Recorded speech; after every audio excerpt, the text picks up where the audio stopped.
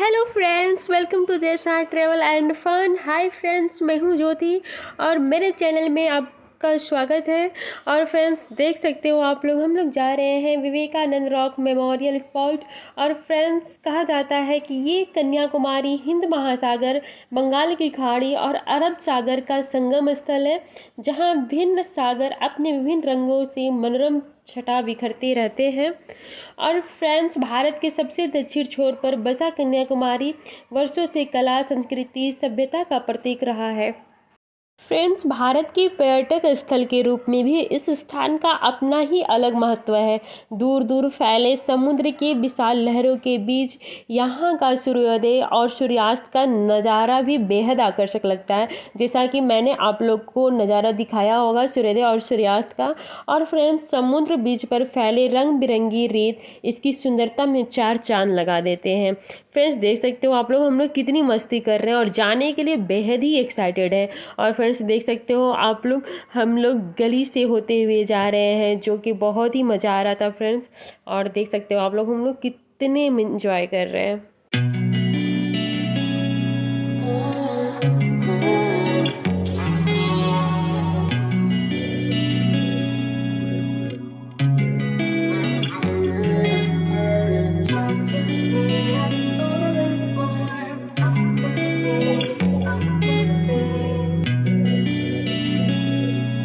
कन्याकुमारी की कुछ हिस्ट्री है जो कि इस तरह है। कन्याकुमारी दक्षिण भारत के महान शासकों चोल चेर पांड्य के अधीन रहा है, जहाँ के स्मारकों पर इन शासकों की छाप स्पष्ट रूप से दिखाई पड़ती है। इस जगह का नाम कन्याकुमारी पड़ने के पीछे एक पौराणिक कथा प्रचलित है। कहा जाता है कि भगवान शिव ने असुर बानसुरन को वरदान दिया था कि कुंवारी कन्या के अलावा किसी के हाथों उसका वध नहीं होगा। फ्रेंड्स कहा जाता है कि प्राचीन काल में भारत पर शासन करने वाला राजा भरत को 8 पुत्री और 1 पुत्र थे। भरत ने अपना साम्राज्य को 9 बराबर हिस्सों में बांटकर अपनी संतानों को दे दिए। दक्षिण का हिस्सा उसकी पुत्री कुमारी को मिला।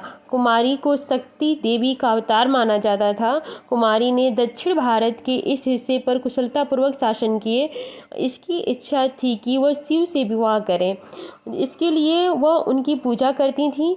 शिव विवाह के लिए राजी भी हो गए थे और विवाह की तैयारियां होने लगी थी, लेकिन नारद मुनि चाहते थे कि बानासुरन का कुमारी के हाथों वध हो जाए।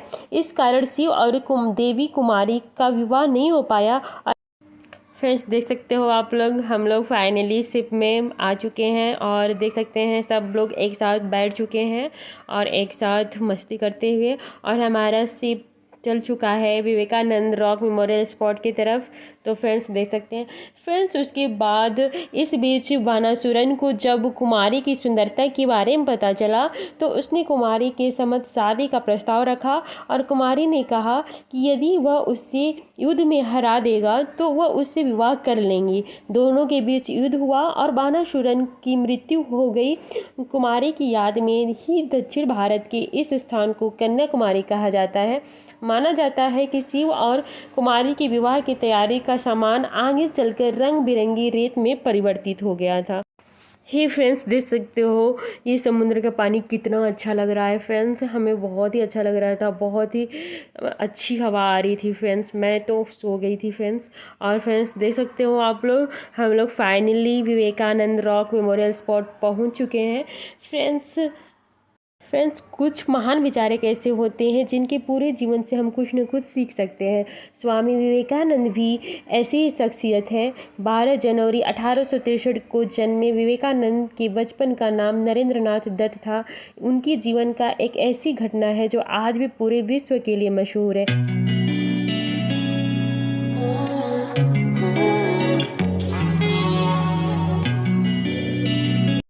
हे गाइस आप लोग देख सकते हैं, अब हम लोग पहुंच चुके हैं विवेकानंद रॉक मेमोरियल स्पॉट। और यहाँ आते ही हम लोगों ने फ़ोटो खिंचवाया और वीडियो बनाए और फैंस का। हे गाइस ये देख सकते हैं, ये तिरुवल्लुवर जी की प्रतिमा है और ये कुरुल की रचना करने वाले अमर तमिल कवि तिरुवल्लुवर की यह प्रतिमा पर्यटकों को बहुत लुभाती है। 38 फीट ऊंचे आधार पर बनी यह प्रतिमा 95 फीट की है और इस प्रतिमा की कुल ऊंचाई 133 फीट की है और इसका वजन 2000 टन है और इस प्रतिमा को बनाने में कुल 1283 पत्थर के टुकड़ों का उपयोग किया गया था। और फ्रेंड्स देख सकते हैं ये अब हम लोग ऊपर जा रहे हैं और ऊपर जाके हम लोग टिकट लेंगे, जैसा कि आप लोग देख सकते हैं।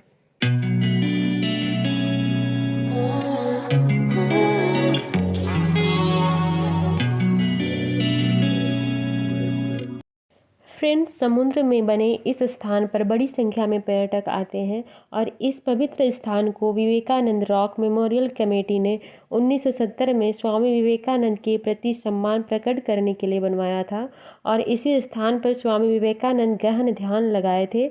इस स्थान को श्रीपद पराई के नाम से भी जाना जाता है, जहाँ पे प्राचीन मान्यताओं के अनुसार इस स्थान पर कन्याकुमारी ने भी तपस्या की थी। फिर वहाँ जाएंगे तो वहाँ पे कन्याकुमारी श्रीपाद स्थान आपको दिखाएंगे और ये देख सकते हैं यहाँ पे ये वेटिंग रूम है।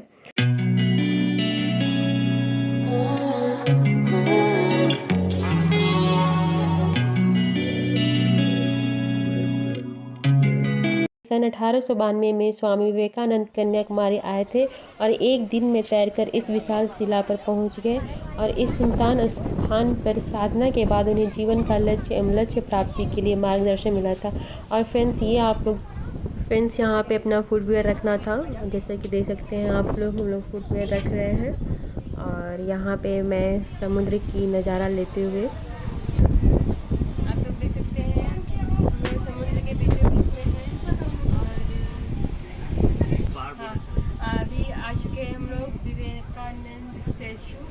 मेमोरियल एंट्रेंस यहीं से आपको जाना है। आपको मंदिर दिख रहा है, वहाँ पर भी ऊपर जाएंगे हम लोग, वहाँ से एक और सामने नया उसके बारे में भी आपको दिखाया जाएगा। स्टैचू कहाँ है वहाँ पर, वहाँ से अच्छा दिख। हम लोग अभी समुद्र से थोड़ा हट के स्टैचू के पास आ गए हैं, जहाँ पे मंदिर विवेकानंद जी का मेमोरियल है। आप देख सकते हैं कितना अच्छा है और यहाँ पे हर आधे घंटे पे आपको सिप आती है, आती है और पिकअप ड्रॉप करती है। तो यहाँ पे आके हम लोग विवेकानंद जी के बारे में जानेंगे बहुत सारी बातें। और यहाँ पे बगल में एक स्टैचू बन रहा है, पहले से ही बना हुआ था लेकिन अभी क्या है कंस्ट्रक्शन चल रहा है, तो वहाँ पे हम लोग अलाउ नहीं है, तो होप आने वाले से भी अलाउ होगा। तो बस ऐसा ही आगे देखते रहिए, आगे बने रहिए हम लोग के साथ।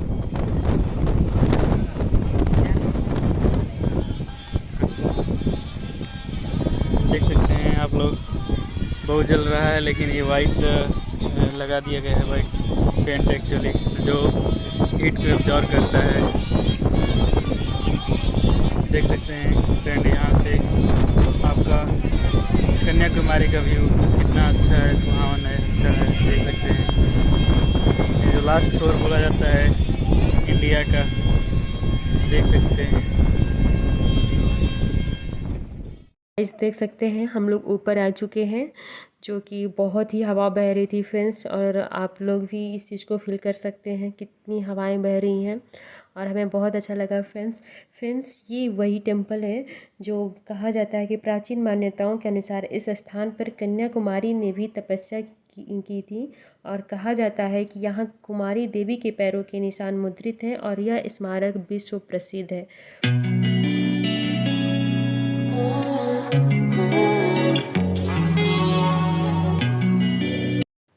हे गाइस आप लोग देख सकते हैं अब हम लोग ऊपर जा रहे हैं और यह विवेकानंद स्मारक भवन बहुत ही सुंदर मंदिर के रूप में बनाया गया है। इसका मुख्य द्वार अत्यंत सुंदर है। इसका वास्तुशिल्प अजंता एलोरा की गुफाओं के प्रस्तर शिल्पों से लिया गया लगता है।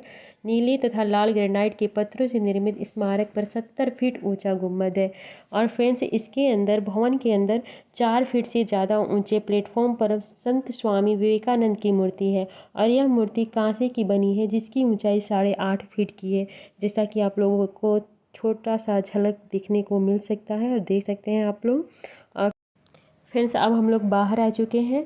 फ्रेंड्स यह समुद्र तल से करीब 17 मीटर की ऊंचाई पर एक पत्थर के टापू की चोटी पर स्थित है और यह स्थान 6 एकड़ के क्षेत्र में फैला हुआ है। यह स्मारक 2 पत्थरों के शीर्ष पर स्थित है और मुख्य द्वीप से लगभग 500 मीटर की दूरी पर है, जो समुद्र के भीतर दूर से ही दिखाई देता है। और फ्रेंड्स, ये सूर्योदय और सूर्यास्त के समय बहुत ही सुंदर लगता है। और फ्रेंड्स देख सकते हैं ऊपर स्टे करने का भी जगह है, तो हम लोग रेस्ट कर रहे थे और वहाँ पे एक छोटी सी बच्ची मिल गई जिसके साथ मैं एंजॉय कर रही हूँ, और उसकी झलक आप लोग भी देख सकते हैं।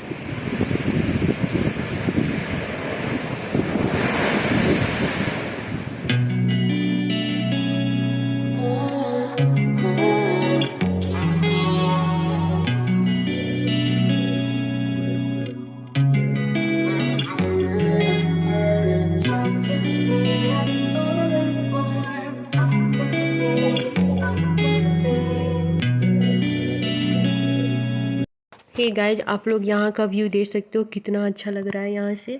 फ्रेंड्स, यहाँ बहुत ही सुंदर मंदिर के रूप में विवेकानंद स्मारक भवन बनाया गया है और विवेकानंद जयंती पर बहुत सी लोग यहाँ आते हैं। स्वामी विवेकानंद के संदेशों को साकार रूप देने के लिए ही 1970 में उस विशाल शिला पर एक भव्य स्मृति भवन का निर्माण किया गया था। और भारत ही नहीं, पूरी दुनिया से लोग यहाँ समुद्र के लहरों से घिरी इस विरासत को देखने के लिए यहाँ आते हैं। और अप्रैल में पड़ने वाली चैत्र पूर्णिमा पर यहाँ चंद्रमा और सूर्य दोनों एक साथ एक ही क्षितिज पर आमने सामने दिखाई देते हैं। और इस स्मारक का प्रवेश द्वार अजंता तथा एलोरा गुफा मंदिरों के समान है, जैसा कि मैंने आप लोग को दिखा चुका है। और फ्रेंड्स देख सकते हो आप लोग यहाँ का व्यू, ये बैक साइड का व्यू है जो कि बहुत ही अच्छा लग रहा था फ्रेंड्स।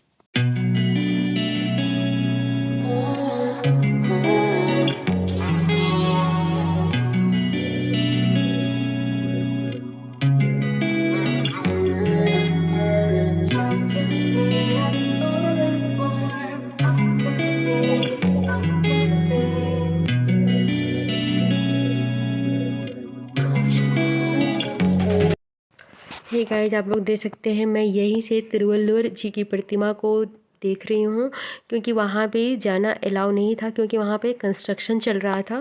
तो फ्रेंड्स वहाँ तो हम लोग जा नहीं पाए, तो लेकिन ये just Vivekananda rock memorial spot के नज़दीक ही था, तो हम लोग ने यहीं से इन तिरुवल्लुवर जी की प्रतिमा को देख सके।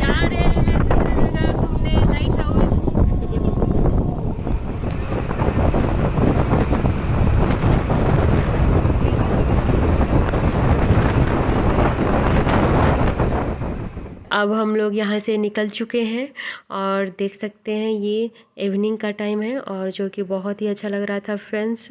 और फ्रेंड्स, आप मेरी वीडियो को please like share and subscribe करना ना भूलें। और फ्रेंड्स देख सकते हैं मेरी वीडियो को। Thank you for watching my video my friends.